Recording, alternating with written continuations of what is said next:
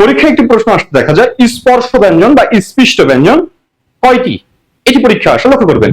এটি নিয়ে আমাদের বেশ কিছু দ্বিধা আছে, দ্বিধা লক্ষ্য করা যায়। কেউ বলে স্পর্শ ব্যঞ্জন, এটা কেউ উত্তর করেন 25টি কেউ বলেন, কেউ আবার বলেন এটা 20টি, কেউ বলেন 16টি। ব্যাপারটা এরকম উত্তর আসে। এখন ম্যাক্সিমামের ক্ষেত্রে এটি উত্তর 25টি। আচ্ছা দেখেন, লক্ষ্য করবেন, এখানে প্রশ্ন করেছে স্পৃষ্ট ব্যঞ্জন। এখন স্পৃষ্ট ব্যঞ্জন কোনগুলো? স্পৃষ্ট ব্যঞ্জন বলতে কি বোঝায় বা স্পর্শ ব্যঞ্জন বলতে কি বোঝায়? দেখেন, ক থেকে ম পর্যন্ত বর্গীয় বর্ণ আছে 25টা। এই 25টাকে বলা হয় বর্গীয় বর্ণ। বর্গীয় বর্ণ, এই বর্গীয় বর্ণ হচ্ছে 25টা। আর যদি বলা হয় বর্গীয় ধ্বনি কয়টা, বর্গীয় ধ্বনি, তাহলে ক থেকে ম পর্যন্ত এখানে ধ্বনি আছে 23টা। কারণ ইয় আর মূর্ধন্য এই দুইটা ধ্বনি না, আর কেবল বর্ণ, এই জন্য এই দুটোকে বাদ দেওয়া হয়েছে।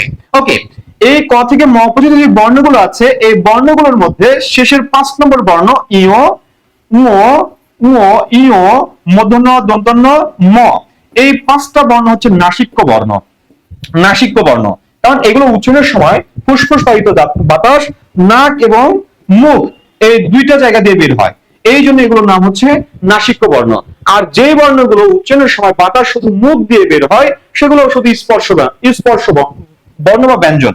লক্ষ্য করবেন, এই যে এখানে তাহলে 5টি যে নাসিক্য বর্ণ আছে, অর্থাৎ আমরা যদি দেখি ক খ, গ ঘ, ঙ, চ ছ, জ ঝ, ইয়, ট ঠ, ড ঢ, মূর্ধন্য, ত থ, দ ধ, দন্তন্য, প ফ, ব ভ, ম, এই যে 5টি বর্ণ, এই 5টি বর্ণকে যদি আপনি বাদ দেন তাহলে বর্ণ থাকে কয়টি? 20টি। এই 20টি বর্ণকে বলা হচ্ছে স্পর্শ ব্যঞ্জন বা স্পৃষ্ট ব্যঞ্জন। কেবল এই 20টি বর্ণই হচ্ছে স্পৃষ্ট ব্যঞ্জন, অন্য বর্ণগুলো নয়। তাহলে 20টি বর্ণ হচ্ছে স্পর্শ ব্যঞ্জন, এবং এগুলো এই 20টি, এগুলো যেমন বর্ণ, আবার এগুলো একইভাবে হচ্ছে ধ্বনি। কারণ এখানে যে কটা আছে প্রত্যেকটা উচ্চারণ করা যায়, প্রত্যেকটা লেখা যায়, এই জন্য প্রত্যেকটাই বর্ণ, প্রত্যেকটাই ধ্বনি। তাহলে স্পর্শ বা স্পৃষ্ট ব্যঞ্জন কতটি? 20টি। এখন যদি 20টি অপশনে উত্তর না থাকে, বা উত্তর যদি আমাদের 16টি থাকে, 16 থাকে, সেক্ষেত্রে আমরা 16টি দিব। 16 বা 20, আমরা এই দুটোর মধ্যে 16টাকে বেশি অগ্রাধিকার দিব। কেন দেবো?